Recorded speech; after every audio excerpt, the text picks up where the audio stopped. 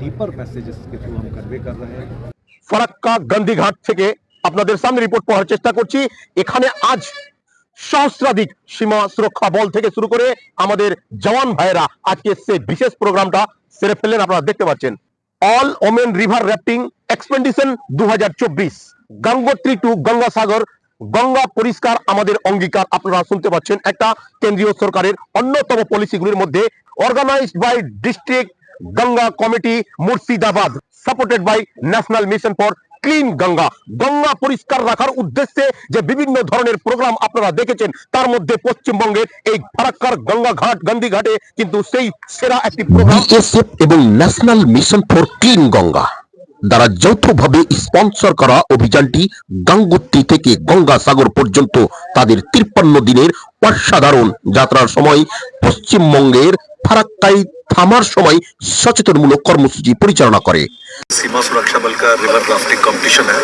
तकरीबन 2500 किलोमीटर गंगोत्री से गंगा सागर तक ये कवर कर रहा है। ये महिलाओं की पूरी टीम है और इसमें जो सरकार, भारत सरकार का मैसेज, जो हमारे प्रधानमंत्री जी का विजन है 2047 सशक्त भारत के लिए, उसमें महिला सशक्तिकरण का और स्वच्छ गंगा के साथ दोनों ही चीज़ों को सम्मिलित किया गया है। और एक बहुत ही डीपर मैसेजेस के थ्रू हम कन्वे कर रहे हैं और सबको अवेयर करा रहे हैं गंगा के बारे में और हमारी महिलाओं को सशक्तिकरण के बारे में।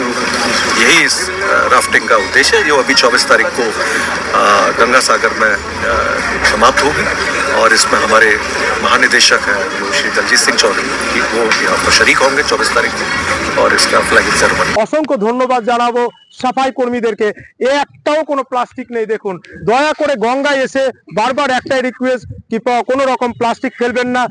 খুবই ভালো লেগেছে। আর কি প্রোগ্রামটার ব্যাপারে একটু বারবার করে একটু জানতে চাইবো, কি প্রোগ্রামটার ব্যাপার এটাই যে গঙ্গাকে দূষণ করা যাবে না। কেন আমরা মা গঙ্গার বুকে থার্মোকল থেকে শুরু করে ঠাকুর বিসর্জন করছি, ঠিক আছে, কিন্তু তার ওয়েস্টেজ গুলো সরিয়ে দিচ্ছি না। এগুলো কি আইন করে পাওয়া যায়? না, আইন করে বলতে হয়। আমার বিবেক যদি আমি জাগৃত না করি, তাহলে আমার আগামী প্রজন্মকে আমি নিজে হাতে ধ্বংস করছি। একদিন এমন সময় আসবে যখন পেট্রোল পাম্পের মতো আমরা জল কিনে খাবো। তার প্রমাণ দক্ষিণবঙ্গের বিভিন্ন জায়গায় মানুষ অলরেডি পেতে শুরু করেছেন। আপনিও কি চান আপনার বাচ্চাকে সেই জায়গায় নিয়ে যেতে? যদি না চান, বিন্দু বিন্দু সঞ্চয় করুন, কারণ বিন্দু বিন্দু বাড়িতেই সিন্ধু সৃষ্টি। ধন্যবাদ।